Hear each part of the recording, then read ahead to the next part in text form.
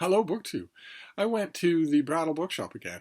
First thing this morning, I had appointments in downtown Boston, right near the shop. So when I was done to treat myself, I went to the Brattle, which has a huge sale lot outdoors for books for thousands of books for $1, $3, and $5, and it was 70 degrees today. Boston is staring down the barrel of a major winter snowstorm. Over the course of the weekend, we could get as much as 1/5 of 1 inch of snow. And weather conditions may be such that it sticks around for the better part of an hour. So that's pretty serious, at least in 2021 terms. This, I wouldn't even call it a light dusting because it's going to be transparent at all times, which is, a little bit less than a dusting. But this will certainly be the biggest winter storm that we get in the 2021-2022 winter season. And even during the worst of it, it will still be warm enough to walk around in shirt sleeves. So it was a perfect day to go out and browse in the sale lot. So I did that. But I don't only look at the sale lot. When I'm at the Brattle, when I'm done, I finish up by walking around inside, saying hi to the staff, joking around with everybody. And I'm glad I did that today because I was walking around inside the shop. I get an armload of books. I got an armload of books out in the sale lot. You bring it in, you put it on a shelf, and you just walk around, so you're not carrying it around the store. And I was made my way down the end of one aisle, and was about to turn the corner and go down the next aisle when from the next aisle I heard a high-pitched whine. And I rounded the corner, and there was a couple there, and they had with them an adorable little pit bull, just pink nose, pink face, pink eyes, pink everything, just a gigantic love cushion is what this dog was. And I rounded the corner and I said, "Who's that's whining?" And they all three looked at me, and the two humans started laughing, and the dog looked at me like, "Okay, what are you?" And I reached down my finger and booped his nose. And a shiver ran through his whole body, and he said, "Can I jump all over you?" And I said, "I'll make it easy for you. I'll get down to your level." So I got down to his level. I opened my arms like that, and what followed, oh my, BookTube. We made out. Right there in front of the science fiction books, he and I made out. He slobbered all over me, just all over me. Slobbered all over my hair, slobbered all over my face, slobbered all over my coat. I had a mask on, and he didn't like that. He wanted to smooch my mouth, and I kept telling him, "No, I'm afraid not. Can't do that. You can smooch everywhere else." And at one point, he had pretty much the whole of his nose inside one of my ears, just licking all the way down to my inner mechanisms there. It was adorable. I was hugging him the whole time, and I was patting him, and I was smooching with him and rubbing faces with him. At one point, he got so excited that he started nibbling on my ear, and I thought that was adorable. And then he asked me, "Can I perhaps, with your permission, eat one of your ears?" And I said, "No, baby boy, no, you can nibble all you like, but you can't eat. I know you're excited, but I need them both." It was adorable, and I would have missed it if I only shopped outside. So I was very happy to see that, even though it meant, as you dog owners will know, that an hour later I had to explain that to Frida, who was huffier than I have ever seen her, at all of this evidence that I was loved and bounced over by a dog. Frida doesn't do that with me. She bounces over everybody else, cuddles with them, smooches up to them. She doesn't do that with me at all. And doesn't like it when other people do it either, so it's hilarious. I didn't get anything inside, though. I got everything outside. And I got a bit of stuff that I want to show you. The first one is a publisher that I've never seen, or only seldom seen, self-published, I think. Just a total gamble, but you can take chances. Out in a sale lot, or even in the shop, you can take chances if someone has called in store credit, or even if they haven't, because the prices of the Brattle are so reasonable. I found something called Absolute Discretion by Grant Eustace. Cover drawn by a friend, and I got it for no other reason than just the description. That's all. This will take me an hour to read. The quiet Somerset countryside in the autumn of 1873. At Langton Park, the home of the Earl of Warminster, a visitor is expected. Hardly an unusual event. However, this particular visitor is a young Oxford student who calls himself Vernet, and who has been asked to make some delicate inquiries about the Earl's family. And all around the village of Langton are the other secrets which their keepers would prefer stay hidden, a difficult task under the penetrating grey eyes of the young student. I don't know anything more about it. I love mysteries of any kind that are set in English country houses, and I also like, it's a little bit rare, but I also like adventure novels, action novels, mystery novels in which the protagonist is a young person, very young, not in their 30s. I think that adds an element of humanity to the character if it's done well. We'll see if it's done well. This next one, I mentioned the other day that I went to the Brattle, and I kind of had a hankering in the back of my mind. I still do. For courtroom fiction. And you don't go to the Brattle with hankerings. You absolutely don't do that. And so I made sure to banish it from my mind, but I was still hoping. And there's a lot of murder mysteries out in the sale lot right now, and mixed in throughout them are a whole bunch of legal thrillers with titles like Best Defense or For the Defense or that sort of thing. But the problem is I don't know any of the authors. I have no idea what I'd be getting. I'd be just shooting in the dark. So I didn't get any of those today, but I did get murder mysteries. And the first of them is one I've never heard of before. This is The Case of Mr. Cassidy by William Targ. In one of these old hardcovers with that somebody very kindly put a plastic dust jacket on. And I flipped this over, as any reader does. I flipped it over to see what the description might be. And instead, the whole back page is the biography of the author. And it starts off in a way so immediately enjoyable that I wanted to read more. William Targ was born in Chicago in 1907 with a book in his hand. The doctor thought at first that it might be a fixed appendage, but found out very shortly that little Willie would lay it down only to eat or pick up a new one, and those are still almost the only reasons. He picked up new ones so fast that at the age of 13 he had read all of Dickens, London, Ibsen, Poe, Hawthorne, Melville, and Irving. And when he was 18, he had collected a personal library of more than 1,000 volumes. Did you have 1,000 volumes when you were 18? And then, so that would have sold me anyway. But then I read what the book is about. Who cut Cassidy's throat? The Chicago literary world was in an uproar about the case.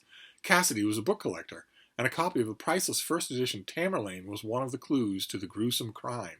Fanny Butcher, Dave Appel, Frederick Babcock, and A.C. Spektorsky, the erudite critics. The critics of the day. I'm the only person who would pick this book up in 2021 in a lot of the Brattle and know those names and have read their work. I can't believe I saw Fanny Butcher's name here. That is wonderful.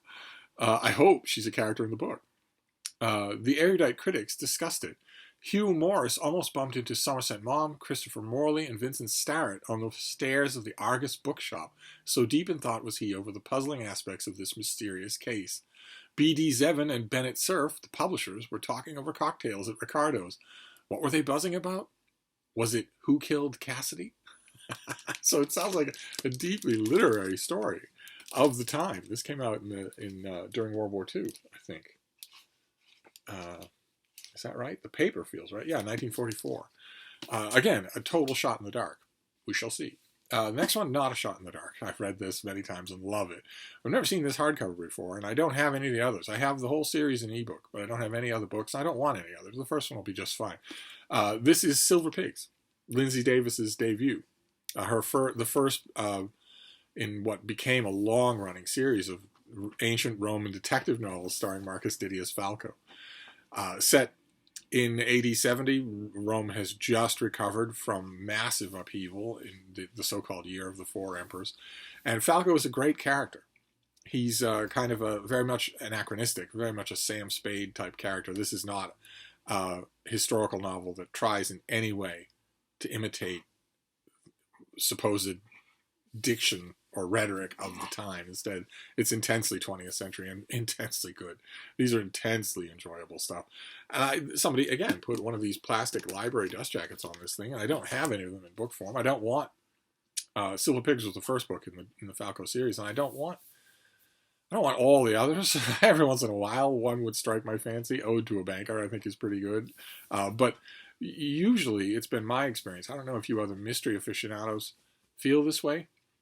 It's usually been my experience that if you love murder mysteries in series, the first one in the series, will usually be the high point for inventiveness, and after that, you can just leave it. You can leave it at that, unless you really want more.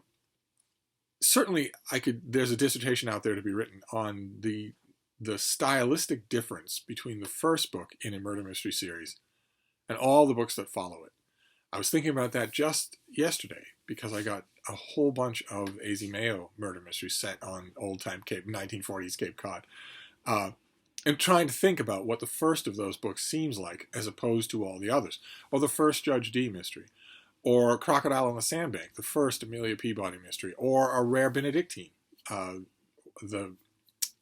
Morbid Taste for Bones, whichever the first Brother Cadfael story is. Are they different? Do they feel different than all the books that follow them? Or even you could go back to, the first Sherlock Holmes story. Does it read better or different or in some interesting way from all the rest of them? I don't plan on collecting the rest of Lindsay Davis in hardcover or in paperback, but having Silver Pigs again, it would be a delight to reread it. And then this next one is technically also a murder mystery, but boy oh boy does it lay on the literary airs. And it's a well-known book. You all know it. It's The Alienist by Caleb Carr. I saw it and realized right away that I'm at one of those odd moments where I don't have a copy in my library. And I love going back to this. This was a huge, huge hit 30 years ago. This was an enormous hit. Put the author Caleb Carr on the map. And I was thinking about this because the sequel to this book, Angel of Darkness, does have a courtroom drama in it, starring no less than Clarence Darrow. But this does not. This is about the hunt for a serial killer who grotesquely disfigures, mutilates his dead victims. And the alienist involved. The alienist was the term at the time for a psychiatrist. They were sometimes called alienists. You'll hear it called that in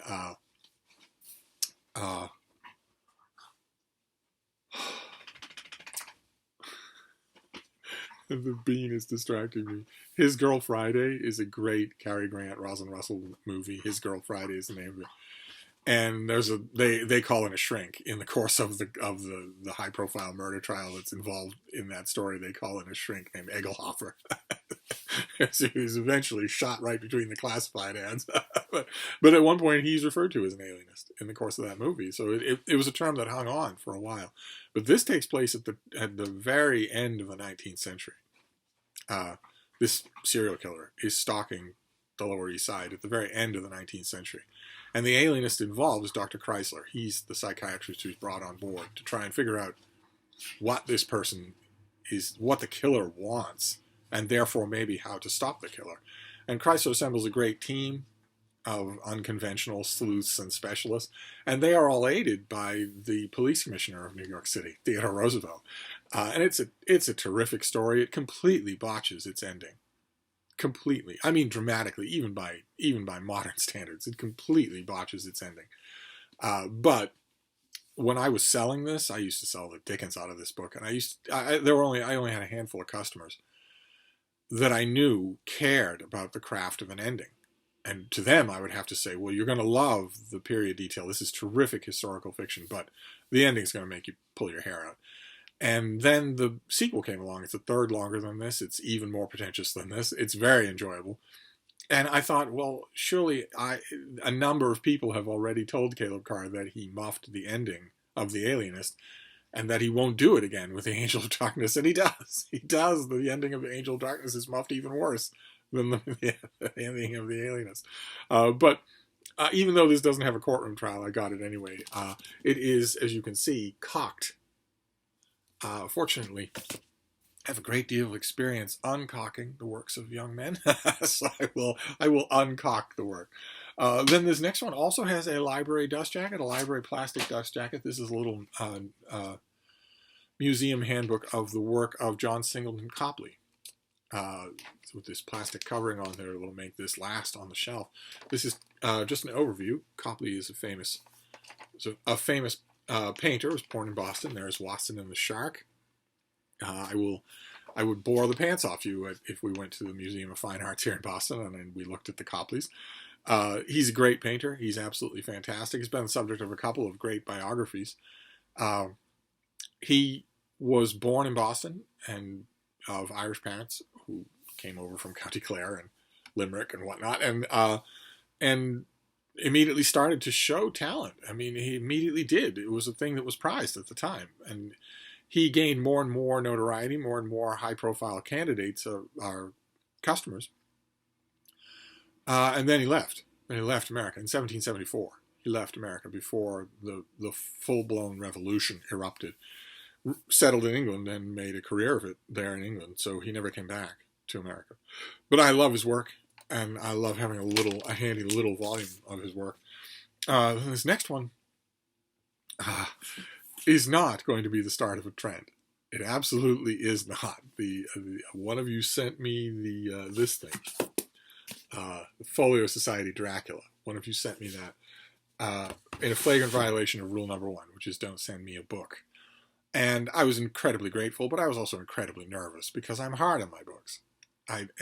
Folio Societies are so pretty that I assumed they were delicate. And a number of you told me that they are not. They are not delicate. They are pretty, but they are workhorses. They're meant to last. They're meant to take a beating. And then the other day, I saw this thing. The Folio Society Golden Bowl by Henry James. And at the Brattle, I saw it, and I would have ignored it, even though the price was really good. Because fancy books, I just reflexively say, are not for me. But if they're durable, then fine. Then, of course, I like fancy things as much as anybody. And I found a fancy copy of a book. It's not a Folio Society. I don't, off the top of my head, know what it is. Mark would probably know. It's Barchester Towers by Anthony Trollope. In a slipcase that comes right out, and somebody put one of these plastic library covers over the hardcover inside the dust jacket. Oh, wait, this might tell me. This is Heritage Club. And it has illustrations, spot illustrations and full-page illustrations all throughout the volume, all in those in black and white and halftone color. And I love this novel. Absolutely love it. You've got the spire there on the spine. I will absolutely take a pretty version of this. This is the nicest version that I would want. Provided A, I'm not going to be wrestling with the box, and B, the thing's not going to fall apart on me. So we'll have to hope that Heritage Press is as durable as Folio Society. We shall see. But I'm cutting off the experiment there. I'm not going to keep getting Folio Societies or any other kind of thing. I saw a Folio Society at the Brattle today. Jacques Barzun's book, From Dawn to Decadence. A big bloviated, intellectual history of Western development. Who knew there was a Folio Society of it? Right there it was, sitting right there. I'm not going to go down that path. I don't have a nice hardcover edition of Barchester Towers. Now I do, and this will be just fine. And then we'll finish up with 2 indulgences on my part. They're going to go right in this room, but first I'm going to lovingly pore over them. They are New Yorker cartoon collections. I am a big, big fan of New Yorker cartoons up until just recently when artistic capability stopped being a requirement to get a cartoon in the New Yorker. I guess it's all now entirely who you're sleeping with, but once upon a time, up until the late 1990s, in addition to everything else, the right connections, serendipity, that sort of thing, you also had to have artistic talent, and that was true for 100 years.